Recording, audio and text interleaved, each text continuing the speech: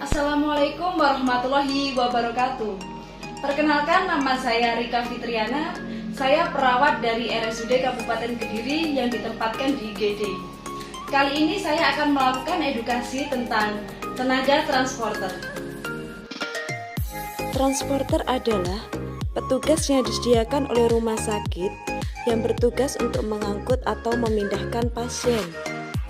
Selain itu, tenaga transporter juga wajib melakukan screening pada pasien baru, menjelaskan alur masuk pada pasien untuk mendapatkan pelayanan lebih lanjut. Ada 26 teknik kerja transporter yang harus diketahui dan wajib diterapkan oleh tenaga transporter untuk memberikan pelayanan kepada pasien. Kenapa harus menerapkan 26 teknik ini? Karena dalam memberikan pelayanan kepada pasien harus dengan ilmu yang benar. Berikut adalah 26 teknik kerja transporter yang harus diketahui dan wajib dilakukan.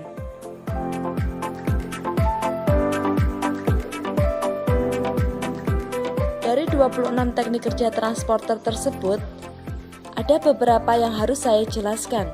Seperti pada poin pertama, tenaga transporter melakukan konfirmasi kepada perawat sebelum melakukan transport pasien. Di sini, apa saja yang perlu ditanyakan tenaga transporter kepada perawat? Yang perlu ditanyakan kepada perawat adalah identitas pasien, terapi pasien, dan tujuan tindakan yang akan dilakukan.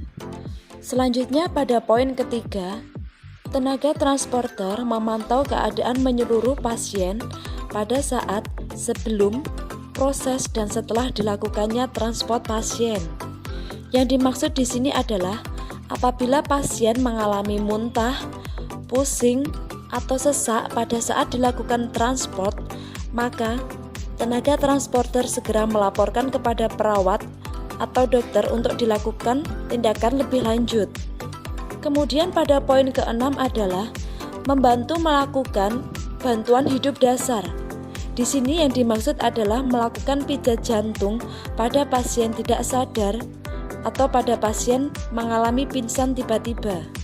Pijat jantung ini bisa dilakukan oleh seluruh karyawan yang ada di rumah sakit yang sudah dilatih, kemudian akan dilanjutkan oleh tenaga medis seperti perawat atau dokter. Melakukan oksigenasi, memberikan oksigenasi kepada pasien. Tenaga transporter dapat melakukan memasang oksigen sesuai dengan instruksi perawat. Kemudian apabila ada selang oksigen yang lepas, transporter bisa melakukan untuk membantu pasien memasangkan selang oksigen tersebut. Melaksanakan screening pasien baru merupakan teknik kerja transporter dalam melaksanakan tugas lapangan di bidang kesehatan. Lalu, bagaimana cara melaksanakan screening pasien baru dengan teknik yang benar? Yang pertama yang bisa Anda lakukan adalah ambil form screening yang sudah disediakan. Yang kedua, lihat kondisi pasien. Apabila pasien sesak berat, segera laporkan kepada perawat triase untuk dilakukan pemasangan oksigen. Selanjutnya, lihat kondisi pasien, apakah pasien bisa diajak komunikasi. Jika bisa diajak komunikasi, tanyakan identitas pasien dan keluhan pasien. Apabila pasien kesulitan dalam berkomunikasi, tanyakan identitas pasien dan keluhan pasien kepada keluarga pasien. Jangan lupa cek suhu tubuh pasien dan cek SpO2 pasien. Kemudian hasilnya tulis di form screening pasien. Laporkan segera hasil screening pasien kepada perawat atau dokter jaga di IGD. Usahakan memberikan pelayanan kepada pasien sesegera mungkin. Triase adalah tindakan yang dilakukan untuk memilah pasien sesuai dengan kondisinya. Lalu ada berapa warna garis triase yang ada di IGD?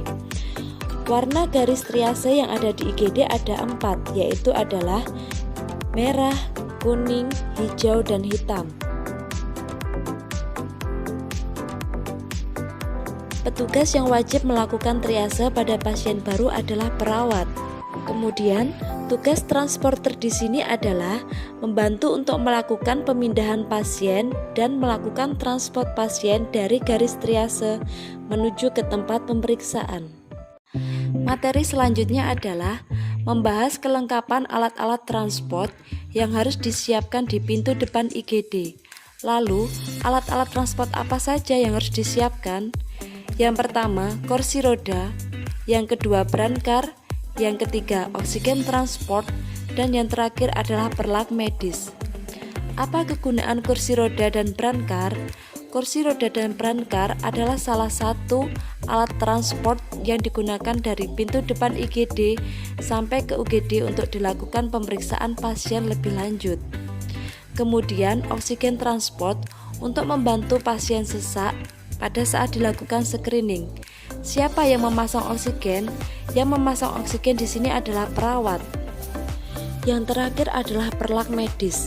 Perlak medis ini digunakan untuk media kita memindahkan pasien dalam kondisi pasien lemah atau pasien yang tidak bisa melakukan pemindahan secara mandiri, seperti pasien lemas, pasien setelah kecelakaan, dan pasien dalam kondisi tidak sadar. Materi selanjutnya, saya akan memberikan tutorial bagaimana cara memindahkan pasien yang baik dan benar.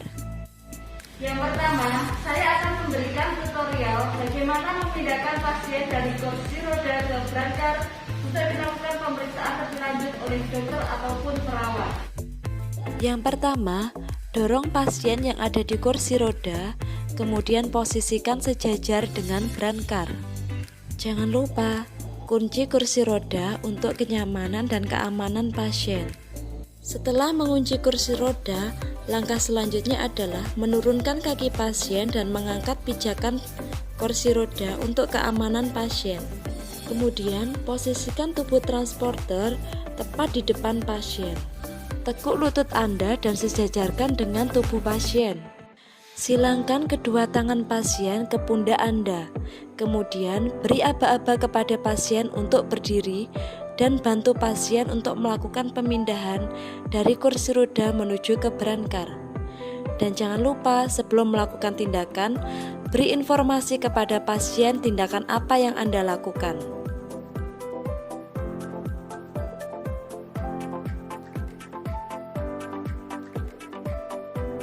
Setelah pasien sudah berpindah dari kursi roda ke brankar, tanyakan kondisi pasien dengan menanyakan apakah posisinya sudah nyaman, apakah pasien sesak, atau pasien ingin mual, muntah, atau pusing.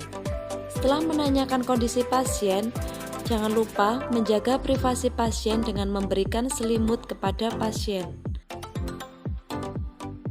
Selanjutnya, saya akan memberikan tutorial kepada transporter bagaimana cara melakukan transport pasien dari IGD menuju ke ruang rawat inap menggunakan kursi roda. Sebelum melakukan pemindahan pasien, jangan lupa menawarkan terlebih dahulu apakah pasien bersedia untuk dibantu melakukan pemindahan posisi. Apabila pasien mengizinkan, bantu pasien dengan teknik yang benar. Apabila pasien tidak bersedia, cukup dampingi dan observasi dalam proses pemindahan pasien tersebut.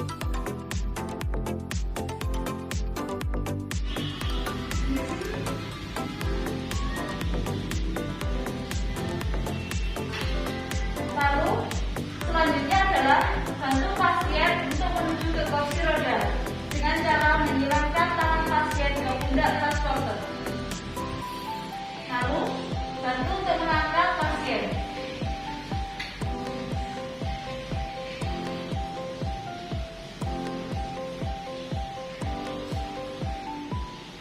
Tutorial pemindahan pasien selanjutnya adalah menggunakan media perlak medis.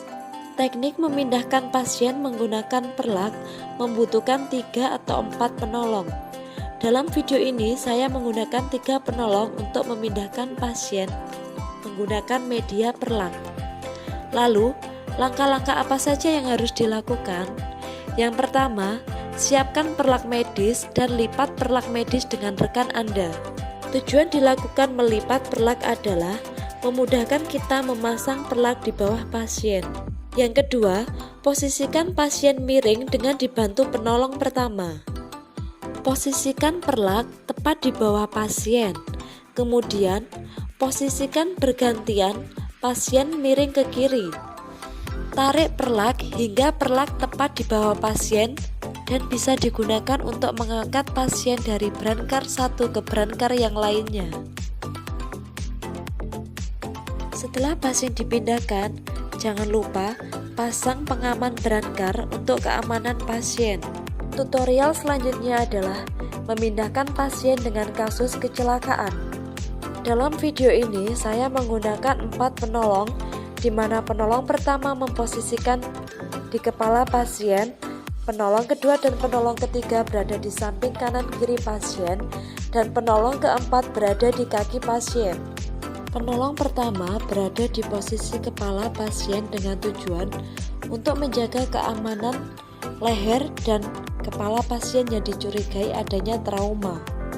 Kemudian, angkat pasien secara bersamaan dengan mendengarkan aba-aba dari penolong pertama. Setelah pasien dipindahkan, jangan lupa pasang pengaman brancar. Sekian materi edukasi yang bisa saya sampaikan. Semoga bermanfaat dan dapat diterapkan oleh seluruh transporter untuk memberikan pelayanan kepada pasien dan untuk meningkatkan mutu dan kualitas pelayanan di rumah sakit. Wassalamualaikum warahmatullahi wabarakatuh.